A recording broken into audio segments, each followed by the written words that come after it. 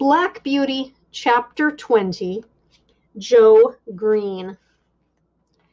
Joe Green went on very well. He learned quickly and was so attentive and careful that John began to trust him in many things. But, as I have said, he was small for his age, and it was seldom that he was allowed to exercise either Ginger or me.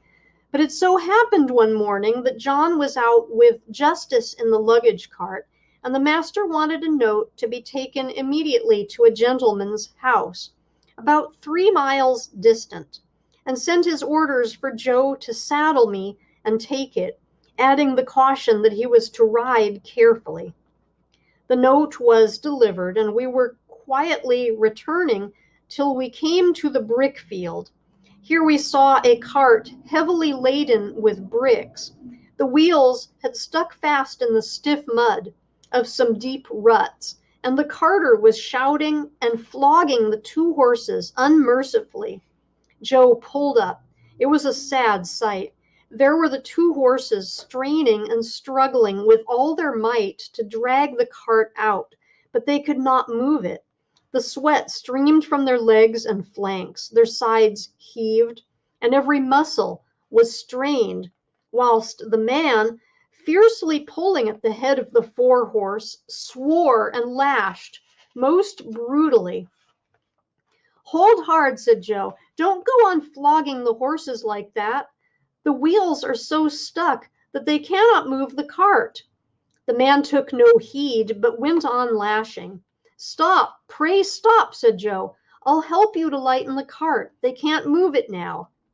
"Mind your own business, you impudent young rascal, and I'll mind mine." The man was in a towering passion, and the worse for drink, and laid on the whip again. Joe turned my head, and the next moment we were going at a round gallop towards the house of the master brickmaker. I cannot say if John would have approved of our pace, but Joe and I were both of one mind, and so angry that we could not have gone slower. The house stood close by the roadside. Joe knocked at the door and shouted, "Hello, is Mr. Clay at home?" The door was opened, and Mr. Clay himself came out. "Hello, young man, you seem in a hurry. Any orders from the squire this morning?" "No, Mr. Clay, but there's a fellow in your brickyard flogging 2 horses to death. I told him to stop, and he wouldn't. I said I'd help him to lighten the cart, and he wouldn't. So I have come to tell you. Pray, sir, go." Joe's voice shook with excitement. "Thank ye, my lad," said the man, running in for his hat, then pausing for a moment. "Will you give evidence of what you saw, if I should bring the fellow up before a magistrate?" "That I will," said Joe, "and glad too." The man was gone, and we were on our way home at a smart trot. "Why, what's the matter with you, Joe? You look angry all over," said John, as the boy flung himself from the saddle. "I am angry all over, I can tell you," said the boy, and then in hurried, excited words he told all that had happened. Joe was usually such a quiet, gentle little fellow that it was wonderful to see him so roused. "Right, Joe, you did right, my boy, whether the fellow gets a summons or not. Many folk would have ridden by and said 'twas not their business to interfere. Now, I say that with cruelty and oppression, it is everybody's business to interfere when they see it. You did right, my boy." Joe was quite calm by this time, and proud that John approved of him, and he cleaned out my feet and rubbed me down with a firmer hand than usual.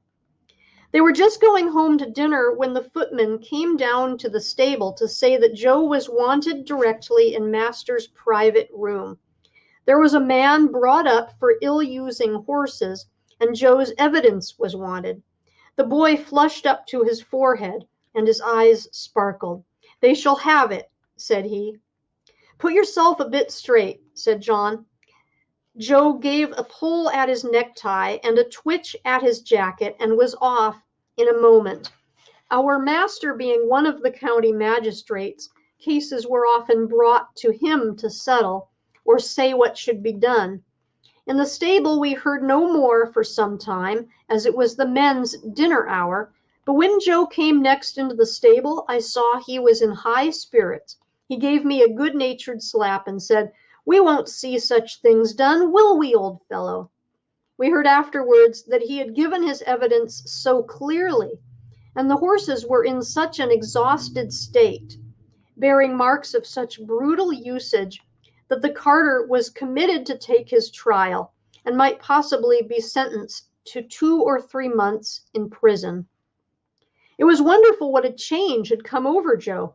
John laughed and said he had grown an inch taller in that week, and I believe he had. He was just as kind and gentle as before, but there was more purpose and determination in all that he did, as if he had jumped at once from a boy into a man.